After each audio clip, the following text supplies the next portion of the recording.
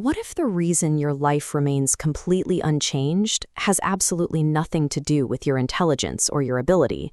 What if the exact thing keeping you stuck is the very thing making you feel like you are moving forward? When you picture a better career, imagine launching a business, or visualize a healthier body, your brain processes that mental picture as a reward. It gives you the emotional experience of progress, entirely bypassing the need for physical effort. For a few minutes, you feel like the person you want to become is already inside you. The brain accepts this simulated achievement and feels satisfied. Then the day ends. Nothing was built, nothing was finished, and tomorrow simply becomes a brand new starting line. Months or even years can pass like this. There is a practical difference between useful visualization and comfortable fantasy. Visualizing a process is highly effective when you use it to identify practical obstacles or map out a tricky sequence of work. But fantasy without action becomes a substitute for the work itself. You visit your future so often in your head that you stop paying the price required to actually get there. You can plan, research, and wait for the right opportunity for a decade. But until a mental blueprint leaves your imagination and produces measurable evidence in the physical world, it is not ambition. It is a highly convincing simulation of progress. So why do we choose the simulation? Because potential is an incredibly comfortable place to live. When you have not started yet, your future remains flawless. You can tell yourself you could become highly disciplined or exceptionally creative, and reality has never had the opportunity to challenge that story. The moment you take action, that perfect version of you meets the imperfect process of reality. You discover your first attempt is mediocre. You make awkward mistakes. You might even face public rejection. Clinging to your potential is a highly effective defense mechanism.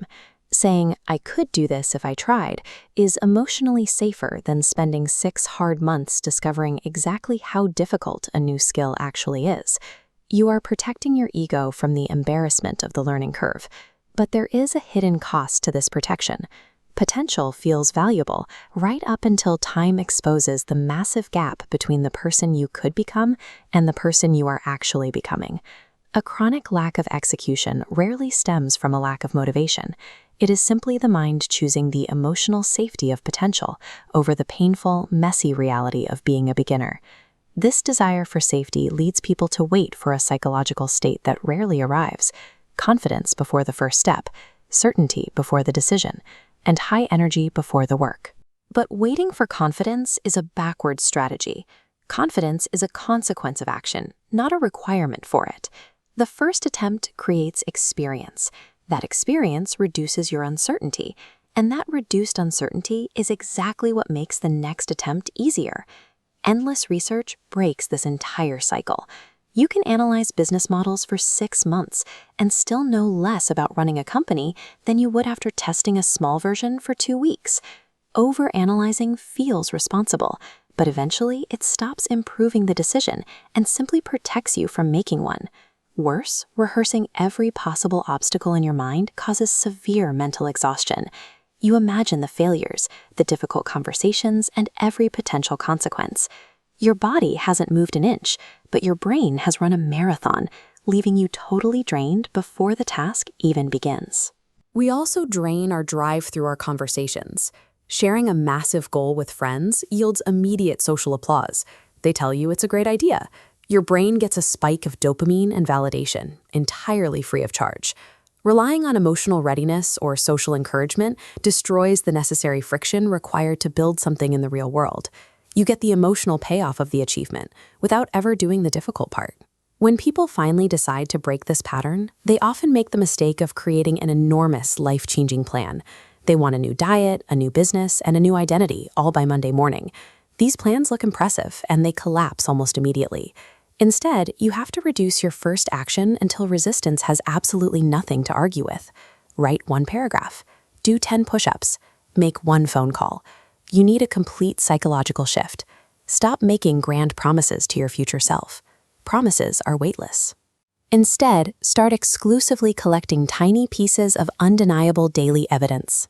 Evidence gives your identity something concrete to stand on. To collect this evidence, you must fire motivation as the boss of your behavior. Motivation is unreliable. If your progress depends on waking up feeling inspired every day, your future is entirely at the mercy of your mood. Instead of relying on mood, manipulate your physical environment.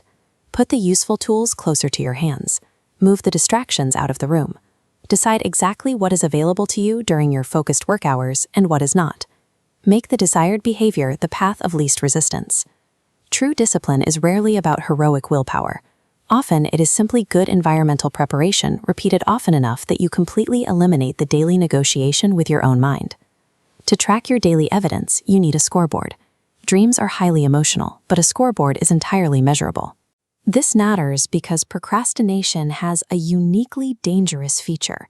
It feels completely harmless in the short term. One day means nothing. A week is easily explained away. But repeated postponement quietly becomes a lifestyle, and waiting slowly consumes years of your life. Time passes while you are working, but it also passes while you are waiting. This is the core difference between dreamers and builders. Builders have vivid dreams too, but they refuse to let the dream become the reward. They use the vision for direction, and then they extract their actual satisfaction from the boring, unapplauded daily repetition. So choose the oldest unexecuted idea currently living inside your head. Identify the most ridiculous, concrete, friction-free step you can take toward it, and do that action today. Give your dream real physical evidence. Because the most dangerous trap in the human mind is the belief that you will start someday.